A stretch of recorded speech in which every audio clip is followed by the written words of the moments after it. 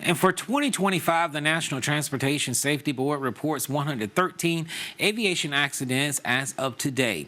In January, 67 people died after a crash between a military Black Hawk helicopter and an American Airlines commercial plane.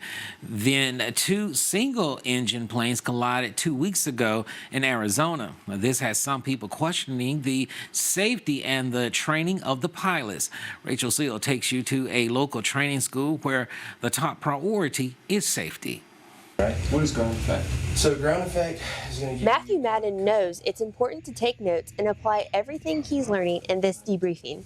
Madden is one of hundreds of pilots trained for months on the ground and in the air in flight school. I have wanted to do this forever, and everyone had just told me that it was too expensive and took too much time and I'd never be able to do it.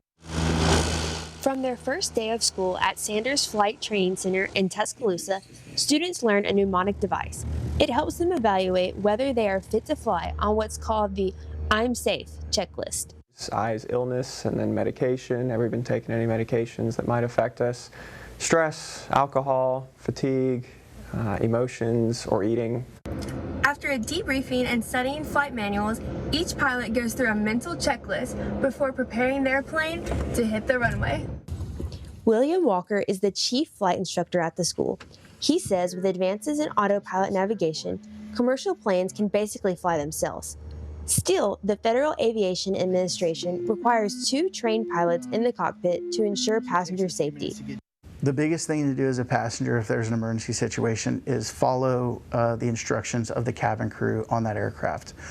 They have been specifically trained in accordance with all of the federal rules and regulations. Flying commercial is statistically safer than any other form of transportation. But certified pilots are the first to tell you there are issues in aviation which need solving. Those include night vision goggles, which impact a pilot's depth perception. Airport runway lights are changing to LED lights. LED lights, depending on the type, may or may not show up as well on night vision goggles. The pilots in training say their priority is to pace themselves and rely on their training and instincts. Their goal is to get everyone on board, including themselves, safely back on the ground.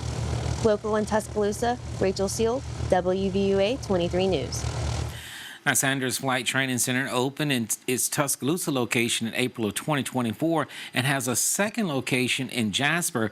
They will soon expand to Huntsville. Now, if you're interested in flight training, they advise looking at the various programs which require different types of training for commercial versus private planes.